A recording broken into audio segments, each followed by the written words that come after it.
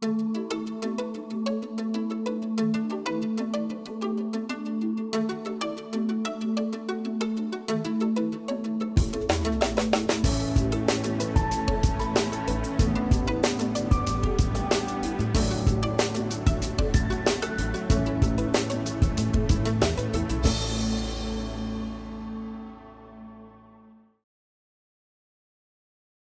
right, everybody. I think I should probably get going. I like to think that they saved the best for last today. They got the lightning round. So we got 20 minutes, covered a lot of good content. I'll try and move through it swiftly, and I'll leave time for questions. So thanks for all for coming. My name is Jeff Stevens. I'm Director of Sales for DirectTrack. And the topic at hand is the top 5 mistakes in mobile affiliate marketing. So I know mobile is everywhere. The last presentation touched on mobile in great detail, and none of us can take 5 steps in that show floor without somebody mentioning mobile. Mobile strategy, how are you monetizing mobile? So I understand that it is saturated. So not to beat a dead horse, I'm trying to approach this from a slightly different angle. Talking about the mistakes made, and to understand our perspective a little bit about who we are, just so you know where we're approaching this topic from. If you don't know DirectTrack, you're not familiar with us, we're a private labeled affiliate tracking platform. We've been in business since '94.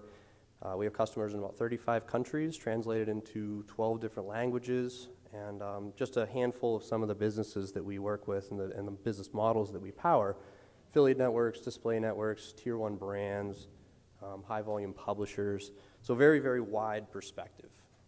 And part of our role in working with clients in mobile, they approach us, they have we build solutions for them, we build features and functions to help with their mobile strategy. So over the years and in many, many different markets, we have addressed a lot of the mobile need.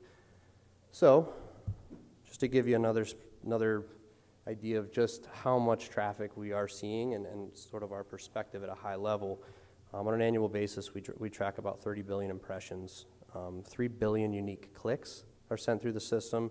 And in total, we pay out about $900 million in affiliate commissions paid. I should say our clients pay that. We're just the tracking engine behind the scenes.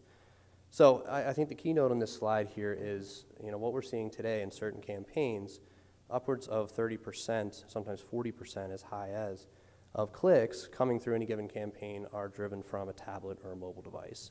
All right, that's real data.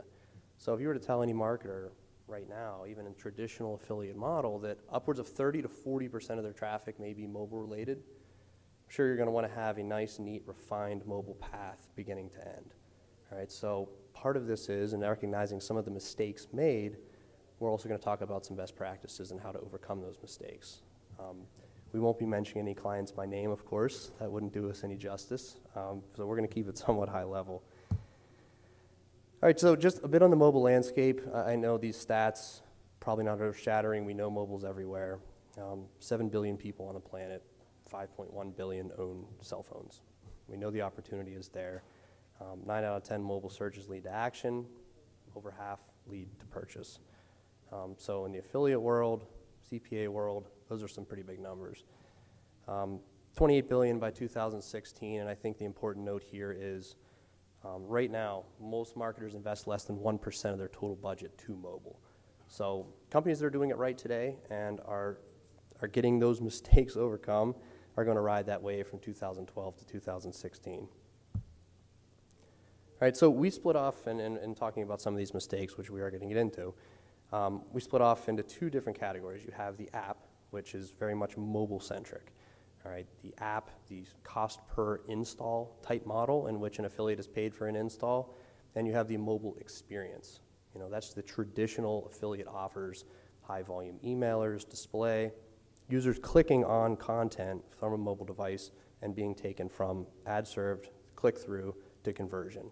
So talking about apps, one of the challenges that we see from the affiliate side is, 26,000 applications submitted to iTunes in each of the last months in 2012, and every month in 2012.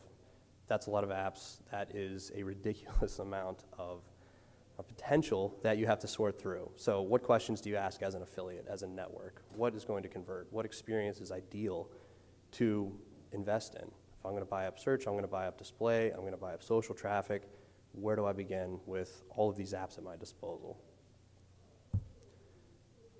As I said, the other side of the coin is the mobile experience. So, I mean, I think we all know at this point, mobile users, PC users, if you're going to launch a traditional affiliate offer, effectively they're one and the same. You know, in this example here, this stat that we found in traditional email marketing, there are some cases upwards of 40% of clicks will come from a device, a mobile device or a tablet.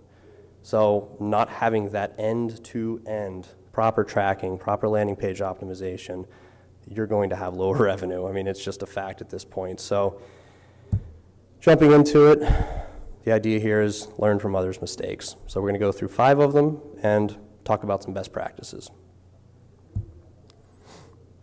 All right, so mistake number 1 is relying on the advertiser, or we should say in this case the app developer, the app owner, to handle device recognition at the landing page level. So basically what that means is, and I'll use Yahoo as an example.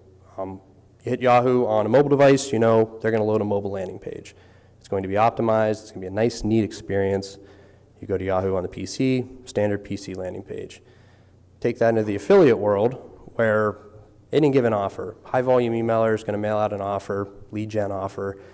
You click through on a mobile device, relying too heavily on the advertiser to get that experience right and actually optimize that mobile landing page so it looks good on a tablet, it looks good on an iPhone. That is a mistake, and we see it all the time.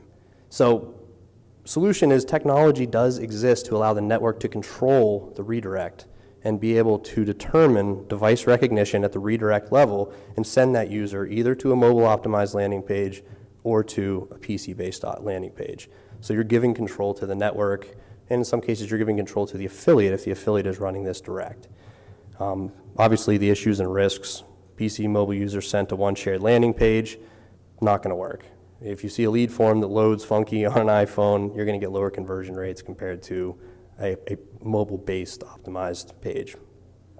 So put together just a quick diagram, and this just spells it out. On the left there, showing an example of a traditional email that goes out to a user. User accesses, clicks on that offer.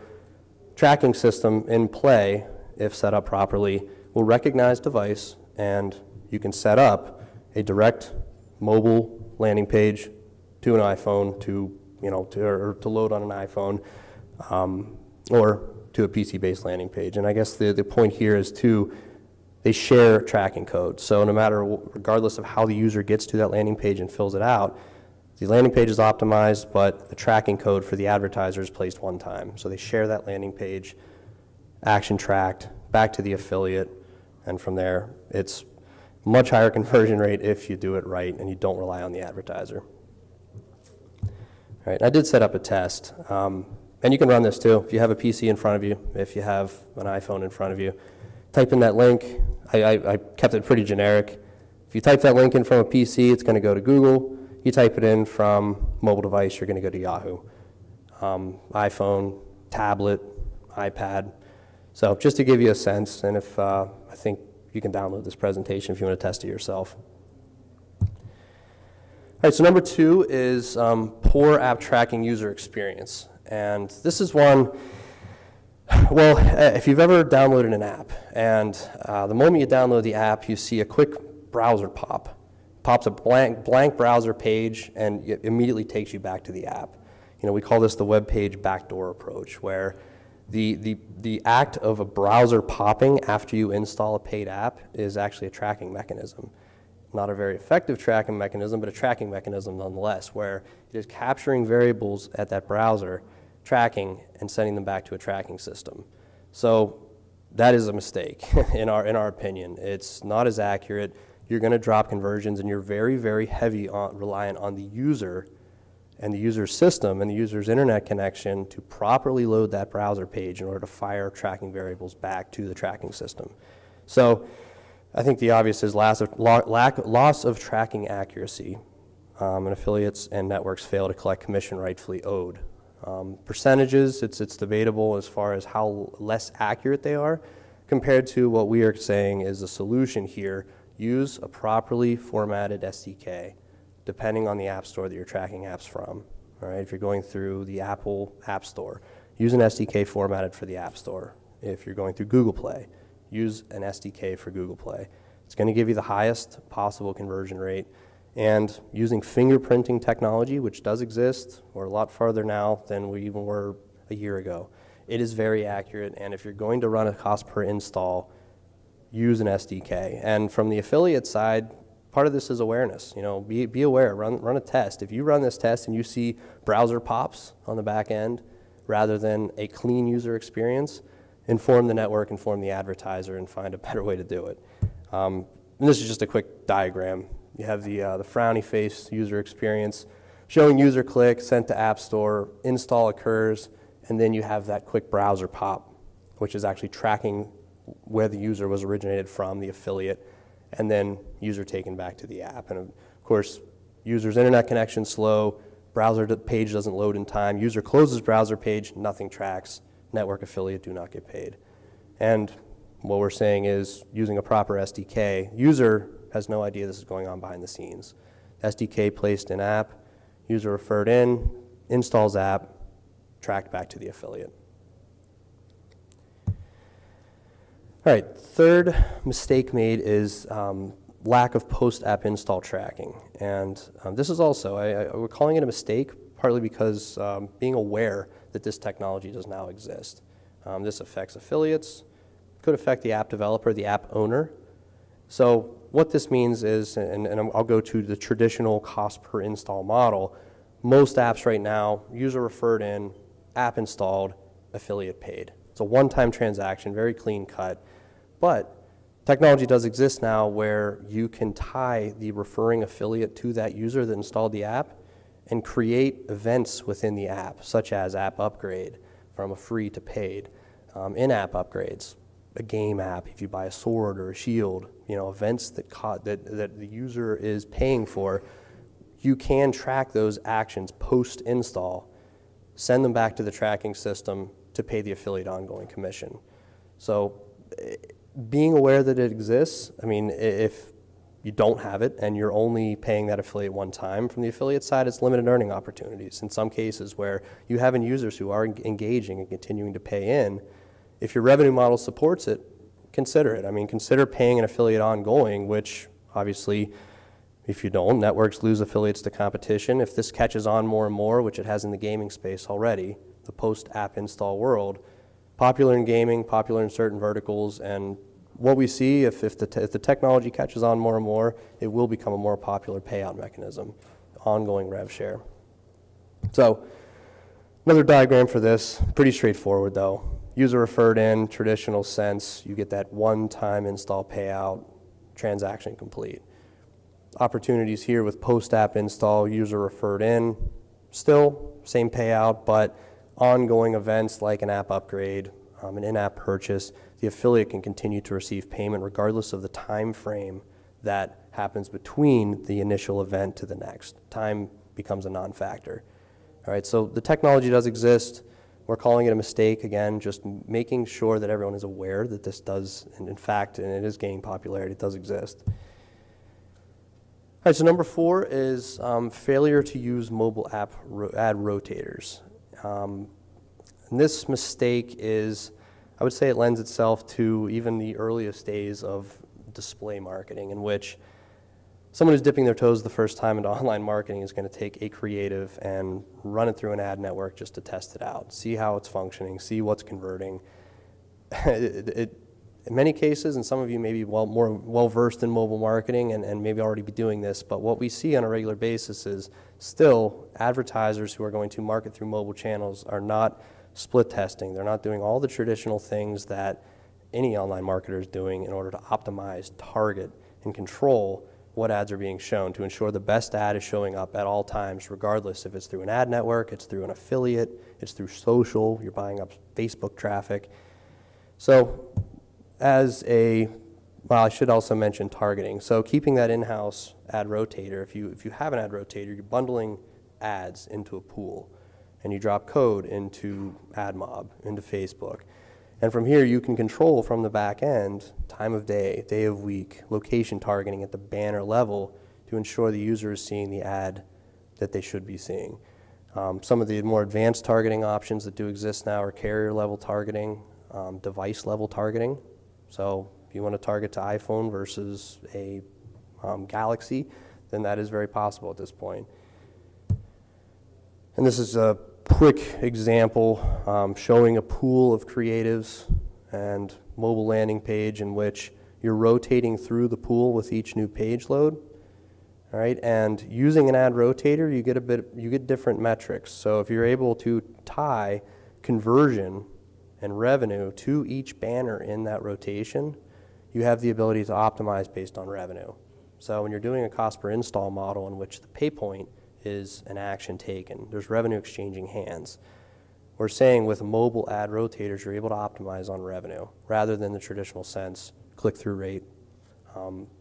Especially for an install, it's going to yield a lot more commission for the affiliate, the network, and if done right, the app developer is going to get more users. All right, number 5, and I think this brings it all together, just lack of in-house mobile tracking, internal tracking in which you are controlling everything from one place for all the different sources that you're going out and buying traffic through mobile ad networks, through affiliate, through Facebook, through social.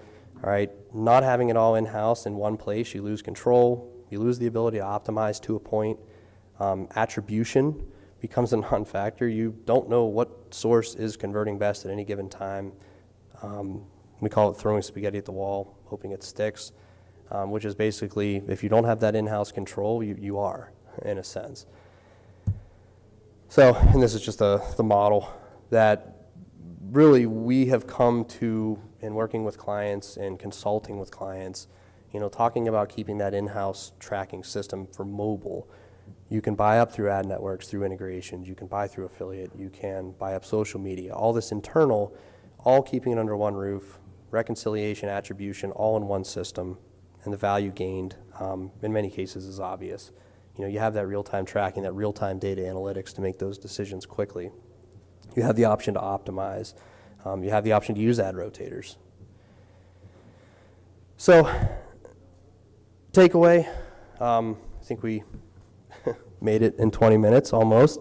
The takeaway for affiliates, I think, for all of these is vet, go through the process, test as you would always test in any traditional model. Look for these types of things like tracking and how the tracking is being done, the mobile experience, the redirect experience, all very important to run those tests. Networks, same thing. Run tests, but train your affiliates, educate your affiliates, and talk with app developers. If they bring an app install model to you using a POP option, that browser POP, instantly consult them, talk with them. There are other options out there that's going to yield a much, much higher conversion rate. And then finally, app developers, I think, the takeaway is the affiliate channel is going to be a very powerful channel for install. It's really a perfect channel.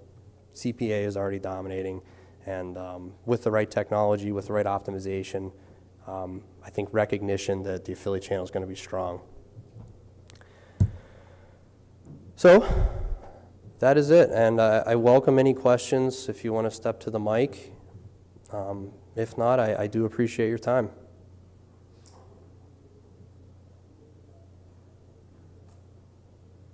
Well, all right, well, thank you, everybody.